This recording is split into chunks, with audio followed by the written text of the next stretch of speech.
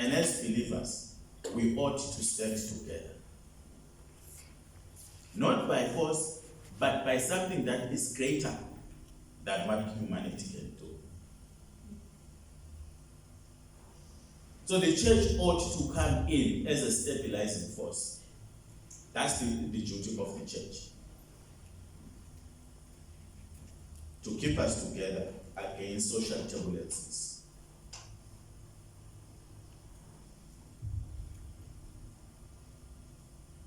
Hallelujah. Mark message. Put this one. Will I be right if I said in Logwazela there is a beautiful house that was built and donated to some family? There is a house there.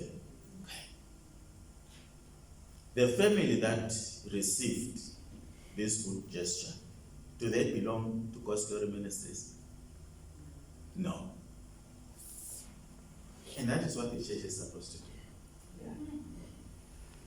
Not to look and say, this one is my member, this one is my family, but to look at the needs in society and provide accordingly. That's why I said the church must not entertain dividing lines. Amen. Ngoba ukhona lo munye bekangamuda ukuthi kwenteke njani ukuthi iGod's Glory Ministries yakhe indlu iyopha umuntu yakhele umuntu longakhona inala sibe sikhona thina sikhondala. We are spirit driven. Nakathi moya hamba nende lokho siyahamba sende lokho because we are spirit driven. We are not club driven. Asinye ku club la. Anze sayeba le Nkosi. The church has that responsibility to look at the needs of society. No, not the needs of the church members, the needs of society, and to respond accordingly. Hallelujah. So amongst us, there must be no Jew, there must be no Gentile, there must be no master, there must be no servant. We look at people with the same lens. We look at them equally. That's the duty of the church. Imagine this. His Majesty King David sits at a table with a man called Mephibosheth. Very late.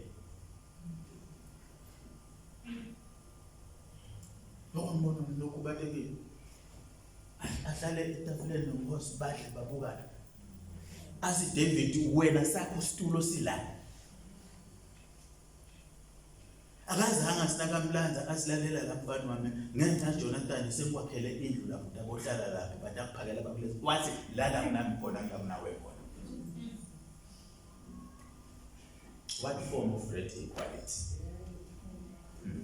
A crippled man and a king sharing the table.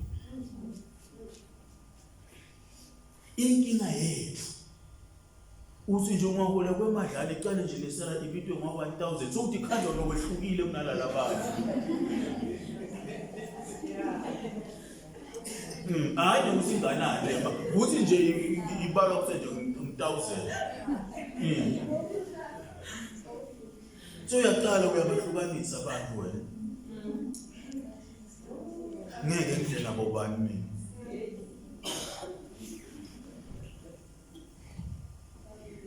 Hallelujah.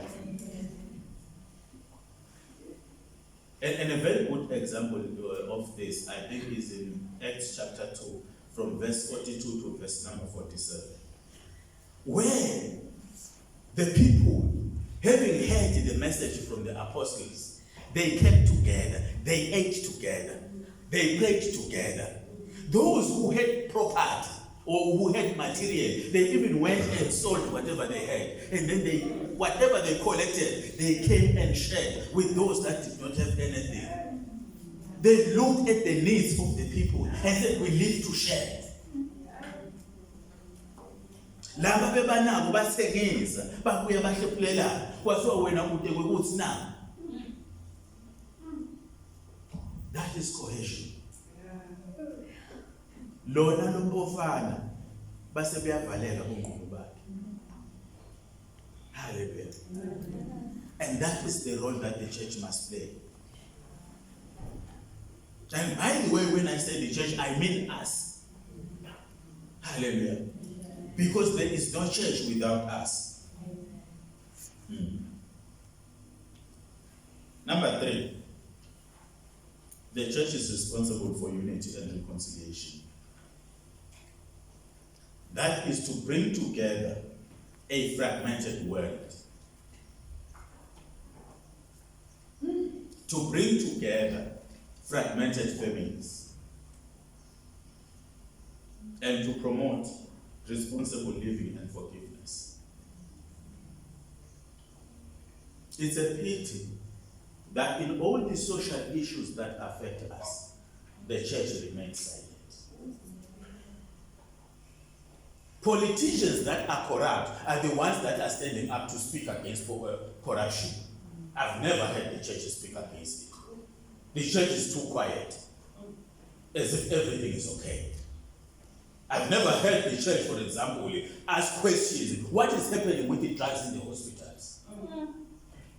And people are dying.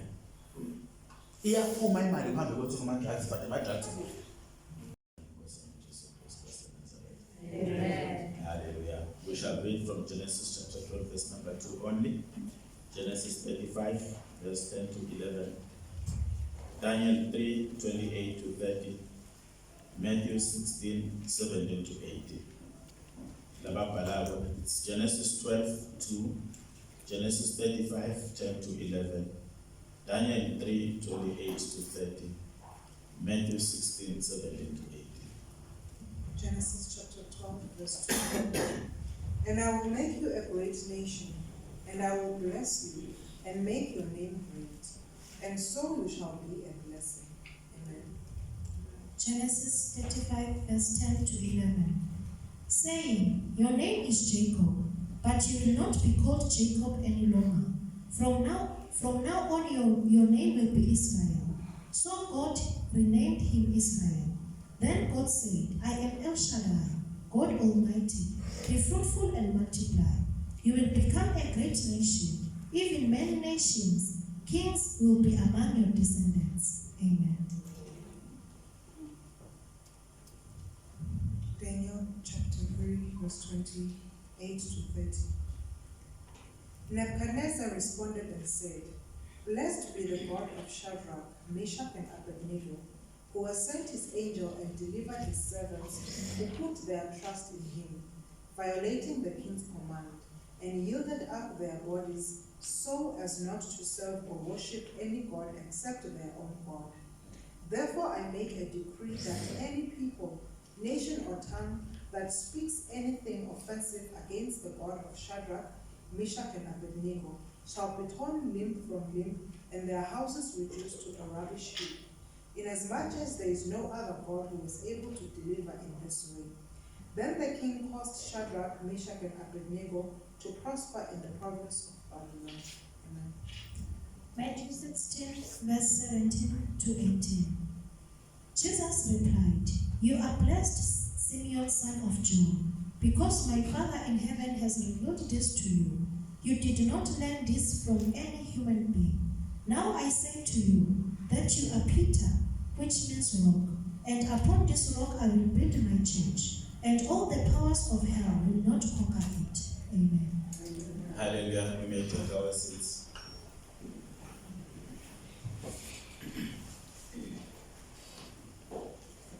Let me begin with a question. What do you cherish the most about your family? What do you cherish the most about your family? It could be the family where you were brought up. It could be the family where you live. It could be the family that you are managing today. What do you cherish the most? Whilst you are thinking of it, usually people should know what they cherish the most. Yeah. But I will allow you to think. And whilst you are thinking, I will ask the second question. What do you wish you could have acquired from family, but you did not? Yini into lo hlangene nayo noma lo itholile empilweni, but lo fisa kwangazi sikube wayithola emndenini? Yini into loyatiko lemgcoka empilweni yakho lofisa kwangazuthi kube wayifunza emndenini? Anybody? Grade 1 now. What do you cherish the most about your family? Okay, let us proceed. Where? Yes, whosoever has a hand up. Thank you, Pastor. In my family, the different families that God gave me, I cherish the oneness, the unity, and the love that I get. Thank you, God bless you. Okay, various people will have various things that they cherish in their families. I will then say that Pastor Ketty. You know, sometimes I go and preach, particularly when it's a wedding. And then after I have shared, and then somebody will come to me and say, hey, next week, Dabushumai something now. Or, Mfundis, send 1, 2, 3 now. Or, somebody once said, actually there are two people, different scenarios, who said, I am a pastor, and I've been a pastor for so many years. Yet, what you taught today, I was hearing it for the first time. And because of that, I thought to myself, hey, let me talk about family.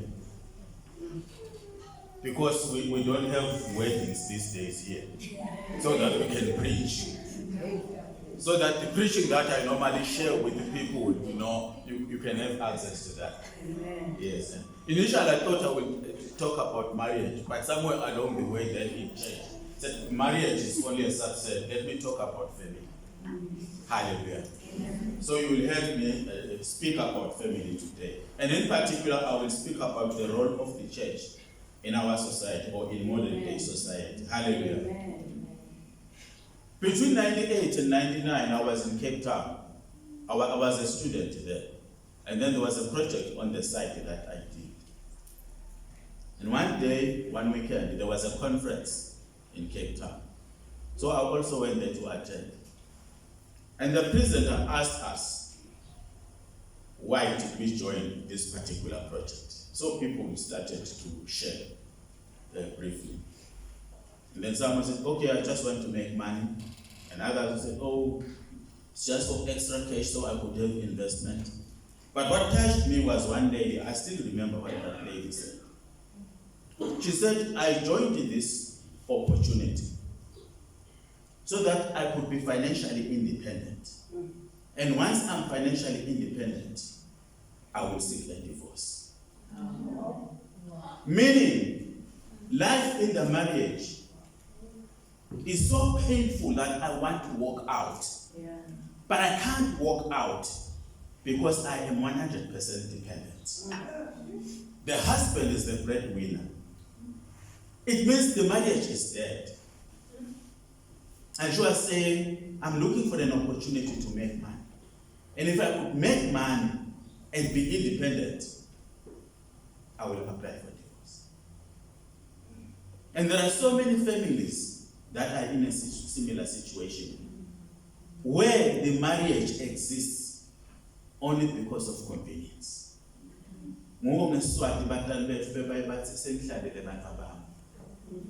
Meaning, there is nothing in this marriage or in this family that is worth living for, except that I am here to give protection to my children. Hallelujah. And I find it interesting that family is one of the most important things in life. And around family there is marriage. And I'm not aware of an intentional program nationally that prepares people for marriage. People, when they want to marry, they will come to the pastors for counseling, maybe 3 months or so. 3 months counseling for a program that will last 50 years, 60 years, 70. It's something that will last you a lifetime. Only 3 months invested. And in that 3 months, you are probably seeing the counseling pastor once a week. And that once a week is only 2 hours. And sometimes, because of urgency, people will say, no, we will get married. Then along the way, we will find time to then go back and do the counseling. Hallelujah. People spend many years studying all sorts of things. Some they spend 4 years to become nurses.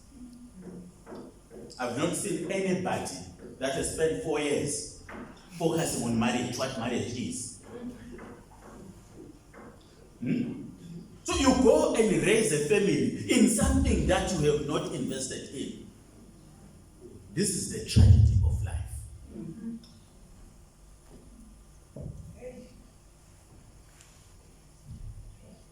I did some research. I did not see the official reports, but I did some research on some of the platforms. It says in Eswatini, from 1st April to 30th June 2025, there were 247 divorces that were concluded. Just imishado lesifike ekugcineni ticelo betisenkantolo tema-divorce. Just for 3 months, 247 are concluded baphuma i-verdict. 1st July to 30th September 2025, there were 196 divorces. And in the same period, there were 1,572 marriages. Hallelujah. And most affected, in terms of the Swaziland statistics, are women aged between 35 and 39.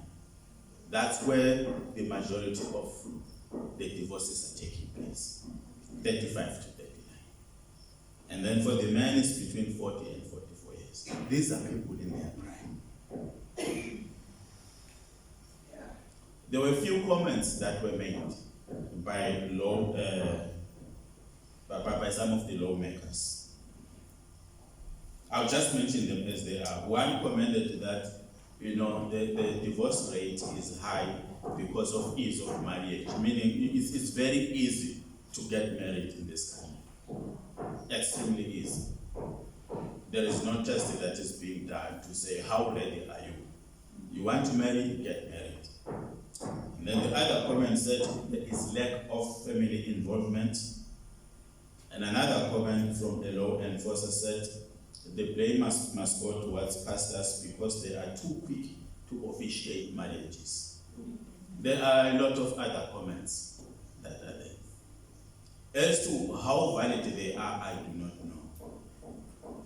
And then according to the 2017 population census, it transpires that Eswatini is 90% Christian. I may not know how much of this 90% are committed Christians, because some are Christians by virtue of that, my parent goes to this church, and therefore in this family we are Christian, even though we spend a year without going to church. But Eswatini is perceived to be a Christian country, 90%. I also checked RSA. One of the stats that I got is that 42% divorce within their first 10 years of marriage. So people will marry within the first 10 years, they will divorce. Of the total divorces they have, almost half of those occur within the first 10 years. The tragedy there is, when people marry, the children will come forth during the few 10 years or so, maybe 10 years or so. They don't wait and say we'll have children after 10 years. The moment they marry, they get children. So if they divorce within 10 years, it means the children are still very, very young.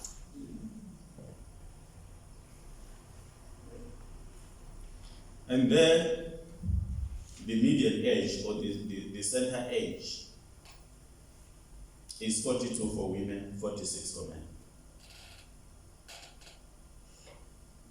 South Africa is tagged as being 85% Christian, meaning of the 62 million people or so in that country, almost 53 million are Christian. I also checked Botswana. 86% Christian according to their 2022 census. And people who are married for the first time and then divorce afterwards, they range between 43 and 46%, meaning almost half. One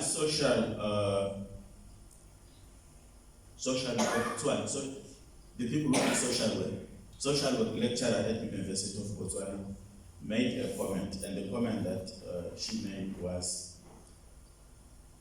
in Botswana, the appetite for marriage is higher for the women than it is for the men. Meaning for every couple, the one that is pressed and is actually pushing for the marriage are the ladies. And I think it's the same everywhere. Because for them, there is an issue of time, which normally is not there for the men.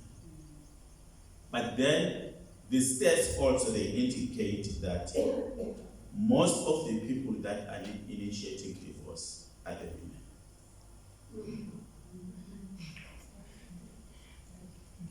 An additional comment that she made was that most women are eager to marry, and as a result, they ignore the red flags. They ignore the signs that there will be a problem here. They go ahead and marry and hope that the man will change, but the man will never change. Whilst on the other hand, the man that spent time looking for the right partner, they take their time. Once they find someone suitable, they go ahead and marry, and their hope is that she will not change. Kusho ukuthi lo bhuti nakathole sisi uyakholwa lo sisi userious vele uyabonakala ubese uyamshada athi Nkosi yami umntana nebantu amana nganjinja aqhubeke nje abeje kunjalo labo sisi bashaya ipressure bese kuthi ingani nami somkhulumisile yebo bona 1 2 3 akakwendi kahle ngenja nje Nkosi ngiyathandaza lokho ukuthi abe sesandleni sakho wena Nkosi udamfuqula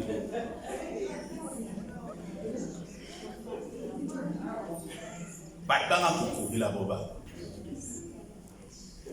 The tragedy is in most societies the burden is on the mothers and the children when there is a divorce. Bantu labavama kuqala kakhulu nama kakhulu labo mali labantwana. Bancane bobaba labathatha labantwana nanga divorce. Labantwana bavama ukukhuliswa bomama. So when families break up, the burden is on the mothers and on the children. And there is never a compensation that is sufficient to make up for the break. Even if lo ngathiwa lo baba ngenyanga utawuletha imali isamba imali etayithele ngesitolo, it is never enough to compensate for the breakup. A lot of our children are growing up as people that are brought up by single parents.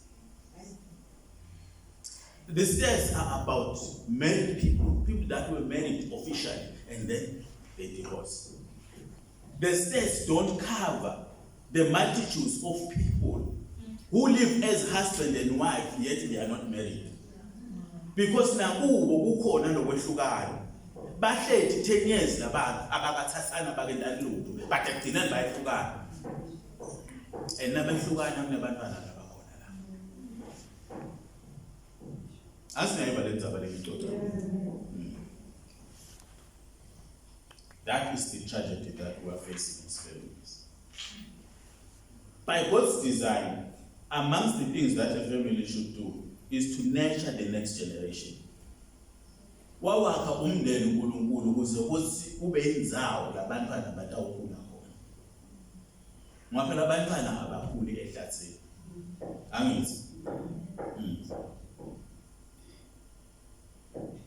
And we become families without ourselves having been properly groomed to be parents. Like I said earlier, when I'm not aware of any national program that constantly and intentionally prepares people for marriage. Yet, in family or in marriage, it is where children experience their first learning. Probably the greatest learning ought to happen within the family environment. We cannot leave children to the teachers who can't understand about teaching. Because teacher only one subject, a specific subject to say this. The morals and everything else, it ought to be in the family. Because of a variety of reasons, it is not happening. Even if the two parents are together. Because when they wake up in the morning, they are rushing against time. By 8 o'clock, they must be at work. Some leave the house as early as 6 o'clock. They will come back in the evening. So the children are left in the hands of nannies, who themselves have never been taught on how to bring up children. Bantwana lamakhaya bathi lulwimi lwesizazane kwedlula ulwimi lwabadala. Yinkinga-ke nangabe lidlandlane lamakhaya siyathishintsha on a regular basis. Namuhla kunalesi, kusasa kunalesi, kusasa. And therefore, the children who are bringing up, they don't have a constant mentor.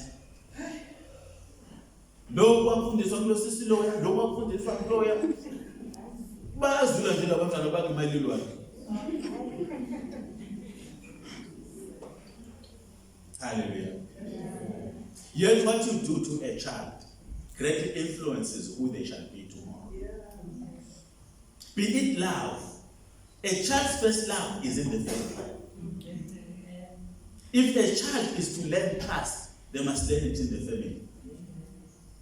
If a child is to learn honesty, they must learn it in the family. Now that share the way. Umshiyena siso tabotla mncinda uthi ufunza nomntwana. Ngokuthi amncinda abesutshela umntwana ukuthi ungasho ndaphana sweet. Ufunze mama lo mntwana. Hallelujah. Many organizations, they prepare, annual plans, what they will be doing next year. They prepare strategic plans, what they will be doing over the next 3 years, the next 5 years. Either as a nation or as individuals, we never have plans for our families or even for our children. Particularly, nabasebancane sibashiya nasisi basale babukele amakhathuni bakhuliswa kunamakhathuni labantwana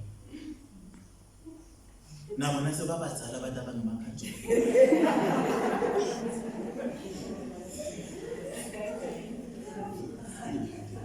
So the question is, what happens when the family fails in its primary duty? I am not aware of any institution that is ready to take over. Perhaps this is where we then begin to look towards the church to intervene. So we're saying the family may fail, but the church should never fail at any given point in time. The church must be ready to step in and take over. Hallelujah. And to start with, the church, according to Matthew chapter number 16, verse number 18, is to be built such that it must be able to stand against the gates of hate, whatever they are. Bonke bubi lobutawuqhamuka buhlasele ekhaya libandla kufanele ukuthi lime licini Libandla kufanele lime livikele bantwana laba vulnerable. Livikele omama laba vulnerable. Livikele ema-families laba vulnerable. I am not sure if the church is doing that. That's the motto. What is the core of God's call? And I can summarize that in one sentence. The core of God's call is for nationhood. Konke lakubitile uNkulunkulu ukubitele sibe sive akakubitele sibe ngama-individuals. Where we read in Genesis chapter 12, he said to Abraham, he called him out to be a great nation. So God is not looking at the individual. Yes, he may focus on the individual, but the individual is being called to play at the level of a nation. That is his mandate, that is his mission. So God's mind is built around a nation that has a common culture, that has common principles. Hallelujah. Like I said of Abraham. Genesis chapter 35, where we read, it's the same thing about Jacob. When he said, you shall no longer be Jacob, but you shall be Israel. And he said he's calling him to a nation and to a company of nations, or to an assembly of nations. So God is always looking at the global picture. That if people as a nation or as a group of nations could have common principles, and the principles are his principles. Hallelujah. Amen. However, Israel, that was meant to be the role model of a nation. In my opinion, I think Israel failed in this aspect. Too often than not, Israel was looking at other nations and trying to copy what they are doing. Uzusi Israel ngalesinye isikhathi uNkulunkulu sesicela kuba nemposi nathi ukuze sitofanana naleli elinye izinto. Ile Israel bekaholwa nguNkulunkulu nasesidini uholwa nguwe. Sina sinakufana naleli elinye izinto. Kanti uNkulunkulu ubabitele ukuthi leli elinye izinto kufuna ikopela kuye Israel. And then it was the other way around. And at the end of the day, they even disintegrated. Though they were a group of 12 tribes, they disintegrated. 10 tribes here, 2 tribes here. Samaria here, Jerusalem here. Instead of coming together. That's why I'm saying, in my opinion, they failed in their role of becoming that one nation that will be exemplary to the rest of the world. Hallelujah. The only times where Israel will probably be exemplary was when they were outside of their own land. You know, there is even a book called Ruth. We love the example of Ruth and Naomi. But that happened outside of Israel. They were somewhere in the land of Moab. When we see the illustrious example of Esther and Mordecai, it happened when they were somewhere in Persia, when they were slaves. So most of the glorious examples, we see them when they are outside of their own land. We even read Daniel chapter 3, where Judah was taken to be slaves in Babylon. This is what God wanted to be a nation, to be exemplary to the world. He did not want them to be slaves to pagans, but they were out in Babylon. And it was only when they were in Babylon that they began to have an influence. Because Nebuchadnezzar, as king, made a proclamation. He said he is writing to the world, to all nations, and to all languages, and to all peoples, that there is only one God that must be worshipped. Let nobody mention any other God except the God of the Hebrews. This is a pagan king. It's not coming from Israel. It's not coming from Judah. Hence, I say, in my opinion, they failed in the mission of becoming a nation that would be exemplary to the rest of the world. If Israel failed, what then are we looking at as a model nation? Nothing.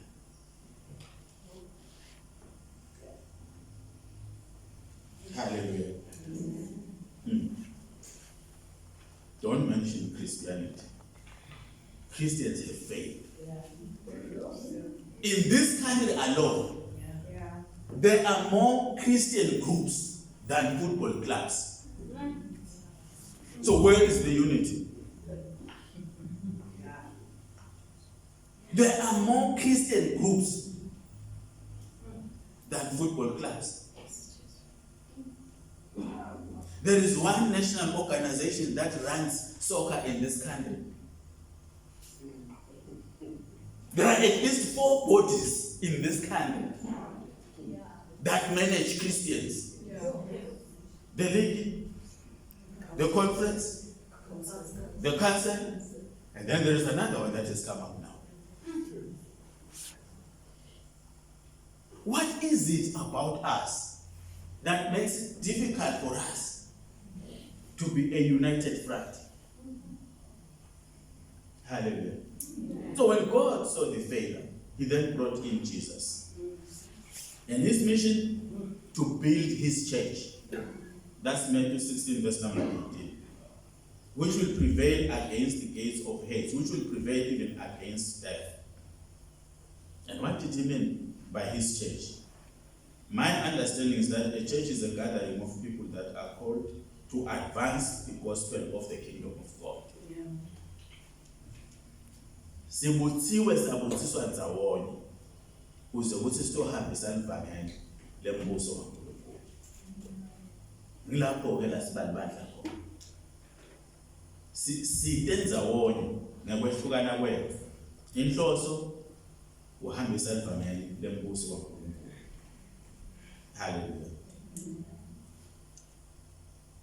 And this gospel is meant to unite us, to remove any dividing lines between us.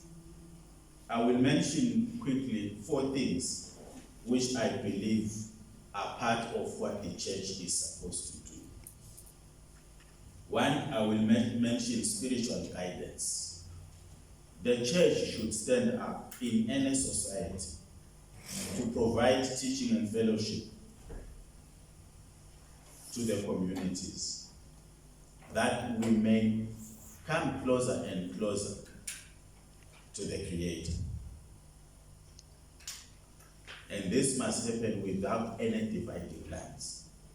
So the church has that role to bring us to God, but also to remove any divisions amongst us. The church is supposed to help us, both as individuals and as families, to grow spiritually and in the service of God.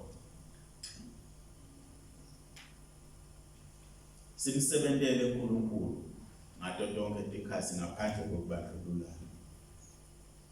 And also to promote healthy living that is based on scriptural principles.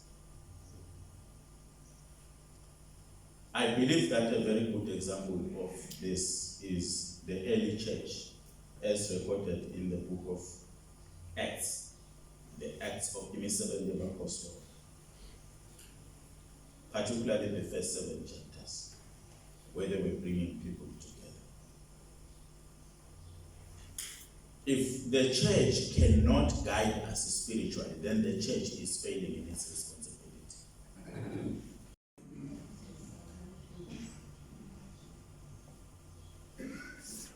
So when Jesus said, the gates of hate will not prevail against my church, he must be asking the question today, where is my church?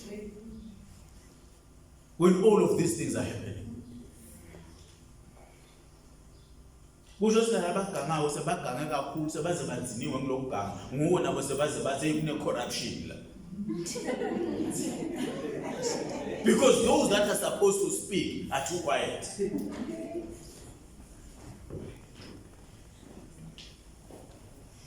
Hallelujah. Amen. Uma kunema divorce la high njengoba bemhighlight, the church should have stood up and be at the forefront. I don't think the church has stood up. Number 4. The church is supposed to be a moral compass. Lokho sinisafundza eprimary amagunya okusafunda bebasifundisa kumedeli bethu ngebantu bebahamba baseyila Royal Family, American Facebook and so forth. Kuze basebenzise amacampus ikhombe enothin kuphi now.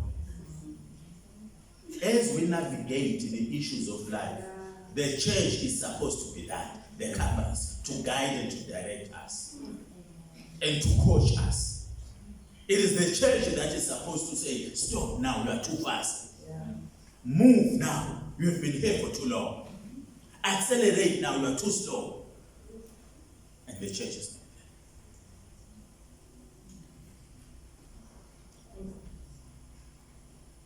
there. The church is supposed to offer ethical guidance based on sound Christian principles to help steer society in the right direction through personal and national challenges. Challenges will always be there. For the individual, for the family, for the community, and for the nation. So the church must provide guidance. Unfortunately, the church has taken a back seat. And other people who themselves have no direction are the ones that are guiding society. Hallelujah. So the greatest challenge that we have is that the church has been too silent on too many fronts. Kule thing letikhona nje angabe malivami lebandla laKristu lekhulu. Bese ngisho ukuthi kune corruption almost in any society, ours included. Angabe maliva iphimbo lebandla lekhulu. Hallelujah. Mile to think ngalesinayo sibaba. Mfundisi wami ngisena a few minutes. Thank you. Bengisho ukuthi ngawusho nje into le thing for inyani ngawusho le thing for. Sengifisa ukukhuluma ngalokunye ke. Ngoba ufuna ukufundisa that's why I'm examining here. Here are basic principles for you now as an individual. Wherever you are as a teacher, know this. The teacher and the lesson should be the same. It is allowed for a medical doctor to tell patients, don't smoke because smoking is not good for your health. Yeah. Society accepts that. The medical doctor can smoke and then advise patients not to smoke because smoking is not good for your health. Not so with the gospel of Jesus. The teacher and the lesson should be one. Meaning what I say here, I must live it. You cannot separate me from what I say. The message that I deliver should be how I live. Society expects that. When you say fornication is wrong, it means don't fornicate. When you say stealing is wrong, don't steal. It doesn't matter how. When there are things, you must not be found amongst them. That's the message. So your principle is that as a teacher, I don't mean a teacher in school, I mean a teacher of the word. Because we are all teachers. Some have a pulpit from which they teach. Others don't necessarily have a pulpit. They do so by the manner in which they walk. Because people are watching you. So when you say you are a Christian, you are expected to live a Christian life 100%. Not this thing of 99.9. 100. Hallelujah. You walk the talk. So when we raise children, we must raise them as close to God as possible. We cannot raise them anyhow. Hallelujah. Amen. We allow ourselves to become libraries for knowledge. People must be able to come to us and seek counsel from us. Not this business that people are even afraid of us as Christians.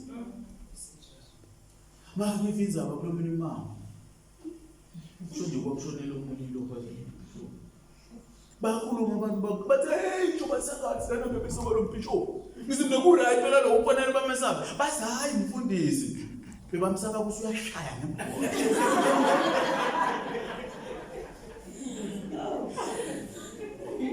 bathi bishop ngembokodo abagaya imbokodo kwedlula la bathakazi ngale dinyama. This is not how we should be known. Hallelujah. Amen.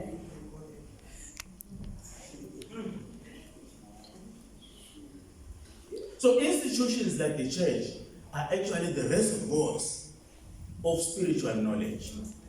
And whosoever comes into contact with us must get that. That we should believe in. Angafiki nje aphinda ahambe njengoba bekanjalo or hambe futhi asa west. Number 2. The preacher and the message are one. First it was the teacher and the lesson.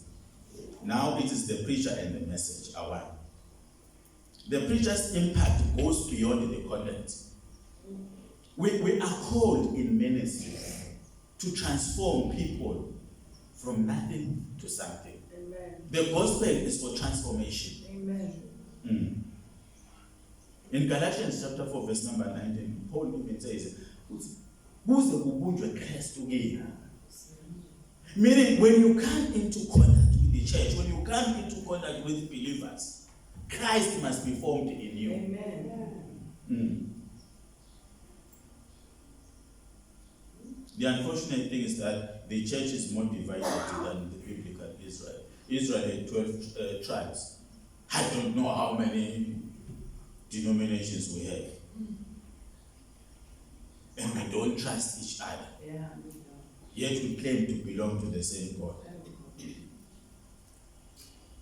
Because of the divisions that we have, we cannot maximize on the impact that we have on society. Meaning we have lost our grip to influence society. Emandla ekushintsha intimo emavele esiphila kuwo noma emimangweni lesiphila kuwo kusho simancane ancikile ngoba sehlukene kakhulu bantu badinga bangathi ukuthi balalele bangalaleli bani. And one area where I think we are failing is in the family. Uma ungumntana sithi ubobani bangani bomntana wakho. Mina akho beyond that. Ngithi na ungumntana ubomathi thishela bomntana wakho phinde ube nebudlelwane naye. Ubomathi umfundisi womntana wakho phinde ube nebudlelwane naye. Because those are the people that are likely to have an influence over your children. When we were at the meeting in the church, there is a man. Okay, he didn't come to me. He came to one of the pastors. He said he is a preacher in another church. I think it was a Zion church. And then he said to this pastor, "From this, I love the teachings from this ministry. Allow me to bring my children here. Each Sunday, I will come, drop them here, and then I will continue to go to the church where I preach." I was touched. Not very many people will do that. Every Sunday, he will go and drop the children there. It was on the basis that he has heard the teachings. And he said, the quality of the teachings is what I aspire for my own children. I will come and drop them here. And then I will go and preach.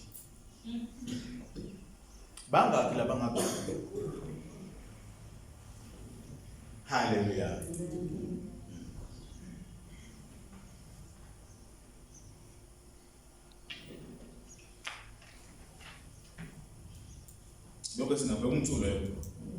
Yeah. 3.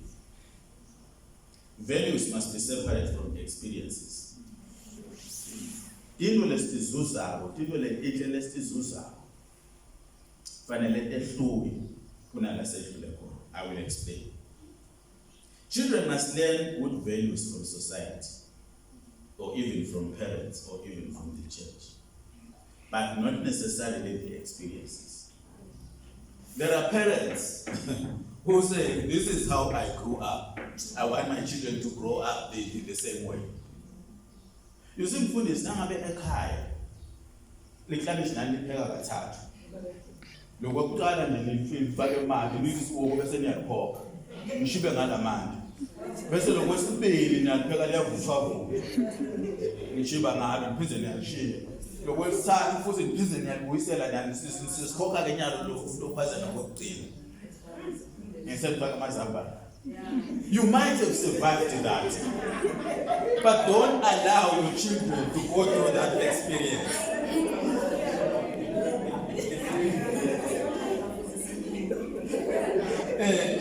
I'm teaching them. Don't. That was your experience. It should not become their experience. However, the values that you had, the values of patience, the values of tolerance, the values of love, pass them on. Amen. Yeah. So that is what the message says. Pass on the value, but separate it from the experience. Khona lo munye babe abesingabathaza athi wakhula yena ambasathi yena nje akwathi ukubazimba yena bekambasa nje lihiya yena athazela abantu abakhe ukuthi ufuna bakhule kanjani nifuna nibathandane nani yena ngambasa lihiya. So I'm saying always look at the value. The value is what you want to multiply. Amen. Yes. The experience, if it's good, then yes, you can allow them to have it. Amen. But the wilderness that you pass through, no, don't deliberately take your children to pass through that wilderness. Hallelujah. Amen. Because you are teaching them nothing. You see, the one are strong, From Paul, this is an example now. Copy what he says. He says, I have fought a good fight. I have finished my course.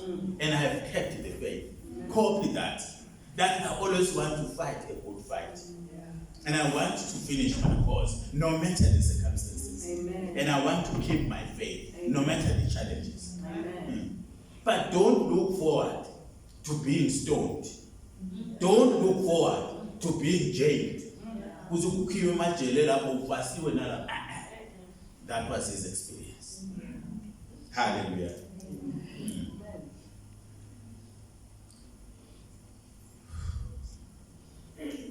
4. That was 3. Yes. Yeah, 4. Probably the last one. So the church ought to be the ultimate institution that everybody looks up to. Even governments ought to look at the model of the church. That is how it should be. Societies must look up to the church.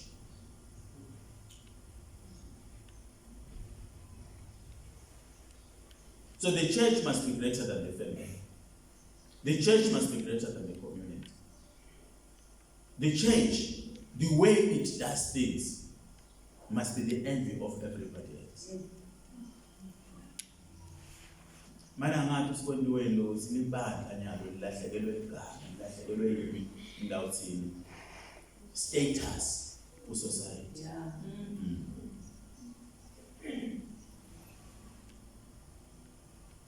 That's why I'm trying to find this status sabo sehlile lapha.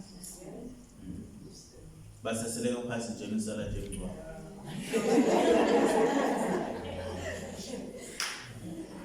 So the church ought to be more empowered.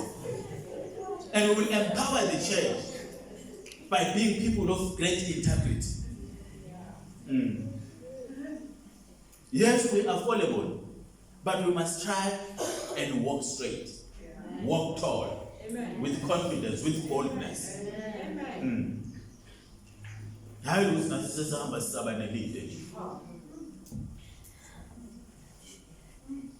Hallelujah.